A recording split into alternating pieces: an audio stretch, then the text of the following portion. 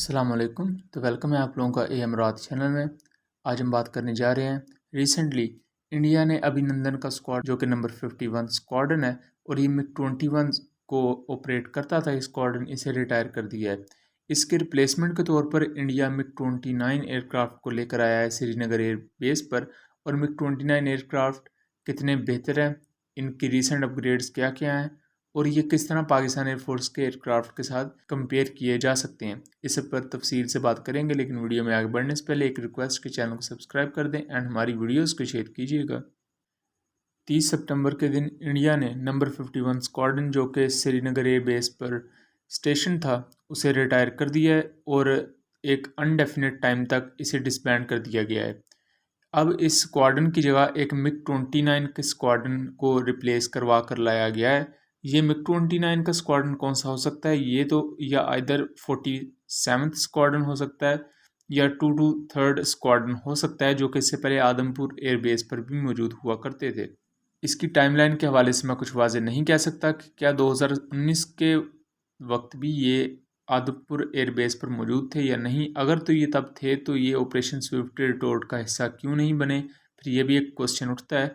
बहरहाल operation Swift retort या 27 या 26 फरवरी की जो पाकिस्तान और इंडियन एयरफोर्स की स्क्रमिशेस हैं उनमें इंडिया की तरफ से MiG-21, मिराज 2000, Su-30 MKI, जबकि पाकिस्तान की तरफ से F-16, JF-17 एंड मिराजेस ने एक्टिवली पार्टिसिपेट किया था। जबकि उस तमाम एक स्कर्मिश में या जो एक माहौल बना था उसमें लोग MiG-29 को वैसे ही भूल गए थे, क्योंकि MiG-29 उस ऑपरेशन में कोई हिस्सा उसने नहीं लिया था।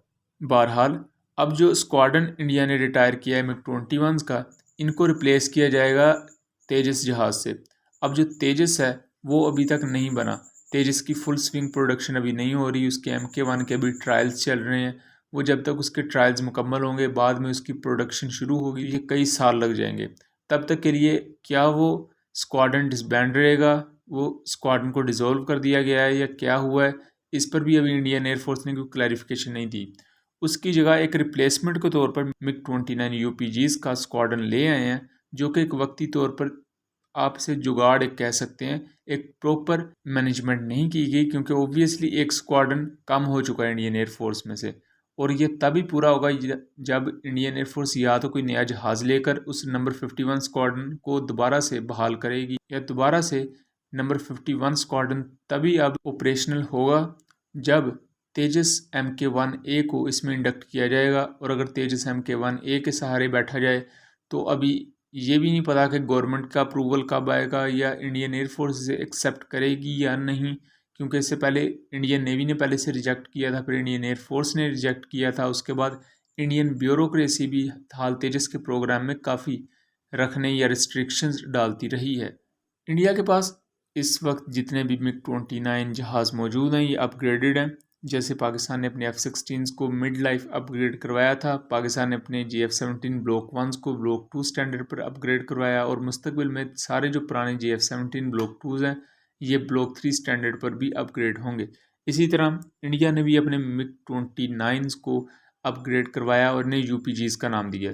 बहुत से लोगों की मैं एक मिसकंसेप्शन दूर करता चलूँ कि MiG-29 और JF-17 दोनों तकरीबन same kind of engine he use करते हैं, सो स्मोक ट्रेल्स का एक मसला होता है, जिस पर इंडियन दोस्त एक ये चीज़ पेश करते हैं कि JF-17 जो स्मोक क्रिएट करता है या स्मोक ट्रेल्स देता है वो ख़तरनाक होती हैं, वो बुरी चीज़ है, लेकिन जो MiG-29 स्मोक ट्रेल्स छोड़ता है वो बुरी चीज़ नहीं है। बहरहाल मैं बताता चलूँ, MiG-29 में RD-33 सीरीज़ का थर्ड इंजन यूज़ होता है। ये मैक्सिमम 80 किलो न्यूटन या 79 किलो न्यूटन के आसपास थ्रस्ट प्रोवाइड करता है, और ये JF-17 के RD-93 इंजन से ऑलमोस्ट 60 to 70% तक ज़्यादा स्मोक ट्रेल्स देता है, जिसको आप यहाँ तस्वीर में देख भी सकते हैं।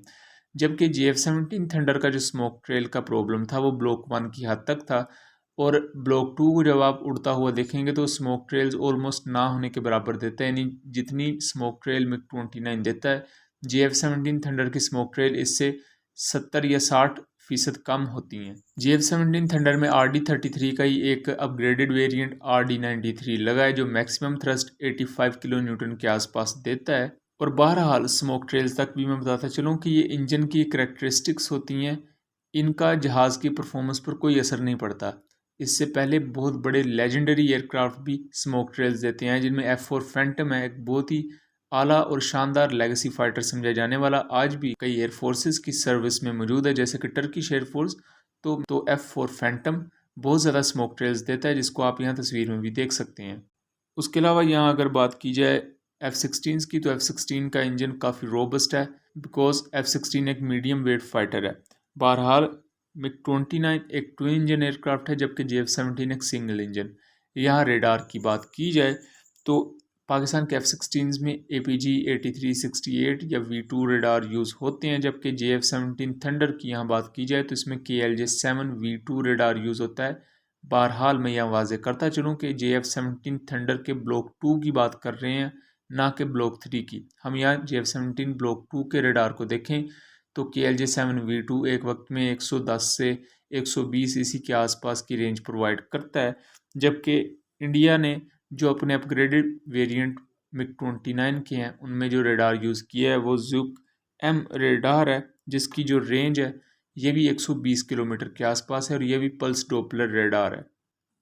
यहाँ बहुत से र्यूमर्स भी हैं कि बहुत जल्द इनमें आइसा रेडार्स को यूज़ किया जाएगा, तो मैं इन्हें सिर्फ र्यूमर्स ही कहूँगा, क्योंकि मुझे इनमें कोई सच्चाई लगती नहीं है कि इनमें एक्टिव इलेक्ट्रॉनिकली स्कैन्ड अरे रेडार यूज़ किए जाएंगे, क्योंकि दुनिया की जितनी भी एयरफोर्सेज हैं वो मिग-29 को रिटायर करने के दर पर हैं, क्योंकि जब से सोवियत यूनियन टूटा है, रशिया उस लॉजिस्टिकल टेल को संभाल नहीं पा रहा। रशिया पूरी तरह दुनिया के मुख्तलिफ ममालिक को वो स्पेयर पार्ट्स नहीं प्रोवाइड कर पा रहा जो मिग-29 और इसके दूसरे जहाज़ इस्तेमाल करती थी। इसी वजह से बांग्लादेश जैसी एयरफोर्सेज और दूसरी इरिट्रिया, एथोपिया, ये एयरफोर्सेज भी मिग-29 जैसे जहाज़ों को रिटायर करने का सोच रही हैं।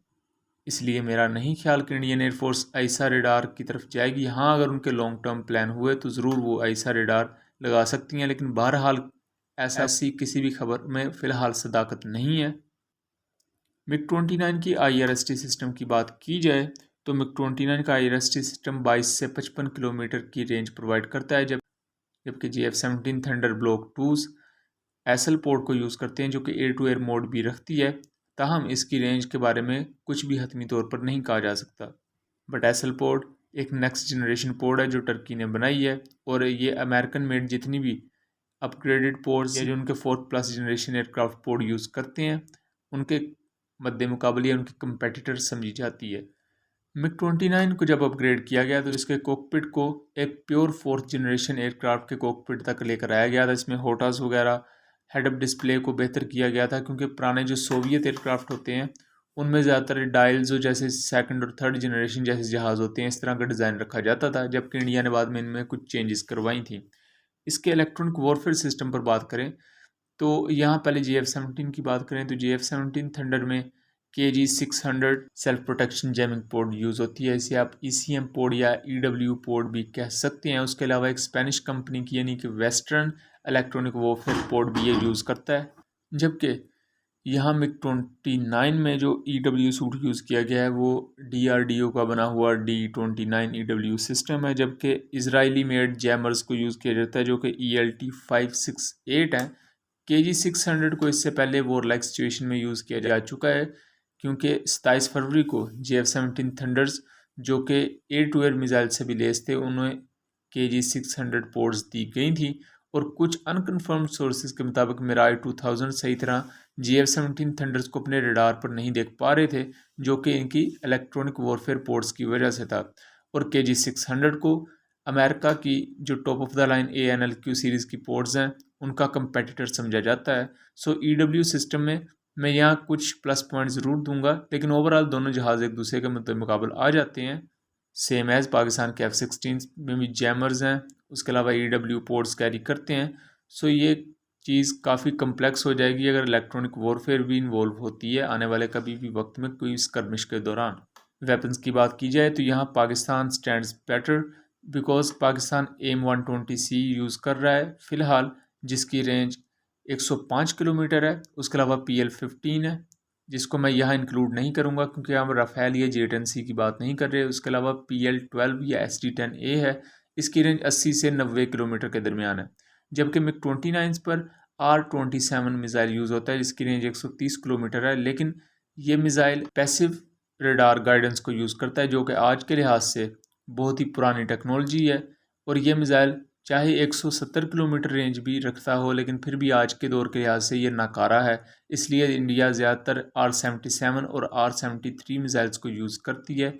R-77 की रेंज 80 किलोमीटर के आसपास है, R-77-1 की बात की जाए, और R-73 क्लोज कॉम्बैट मिज़ाइल है, एक अच्छा मिज़ाइल समझा जाता है बाय द वे। यह सबसे अहम चीज़ जो कि बहुत ज़्यादा अहमियत की हामिल है और आज के दौर की जंग इसी बेस पर होती है, वो है नेटवर्क सेंट्रिक वॉरफेयर। कि आप एक कमांड सेंटर से एक से ज़्यादा आपके एसेट्स होते हैं हवा में और उनको सारी गाइडेंस प्रोवाइड करनी होती है।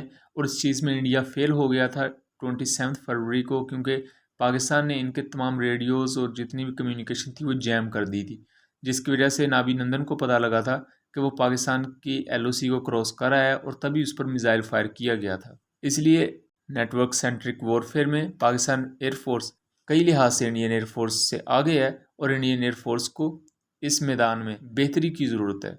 बेसिकली इंडियन एयरफोर्स और पाकिस्तान एयरफोर्स की स्ट्रेटजीज़ को मैं सिंपली खुलासे में बता दूं तो इंडियन एयरफोर्स अपने फाइटर जेट्स पर ज़्यादा भरोसा करती है। उनकी डॉक्ट्रिन शायद कुछ इस तरह की है कि फाइटर जेट्स जाएं और वो आगे से हमला करें या ऑफेंसिव या डिफेंसिव टैक्टिक्स को अपनाएं, जबकि पाकिस्तान एयरफोर्स इस बात पर बिलीव रखती है कि मुख्तलिफ फाइटर जेट्स को मुख्तलिफ कम्बिनेशन में यूज़ किया जाए। कि ऐसा नहीं है कि अगर F-16 है तो सिर्फ F-16 से या हम डिफेंस या ऑफेंस करेंगे, बल्कि F-16 के साथ दूसरे जहाज़ों को मिलाकर एक कम्बिनेशन में यूज़ किया जाता है, जिससे अगर एक जहाज़ में अगर कोई वीकनेस है तो दूसरा जहाज़ उस वीकनेस को पूरा कर देता है और आपको बेहतर रिजल्ट्स मिल सकते हैं। बहरहाल ये दो स्ट्रेटजीज़ हैं और ये दोनों स्ट्रेटजीज़ अपनी अपनी जगह पर सही हैं और एप्लीकेबल हैं। उम्मीद करता हूँ वीडियो पसंद आई होगी। मिलेंगे अगली वीडियो में, तब तक के लिए अल्लाह हाफिज़।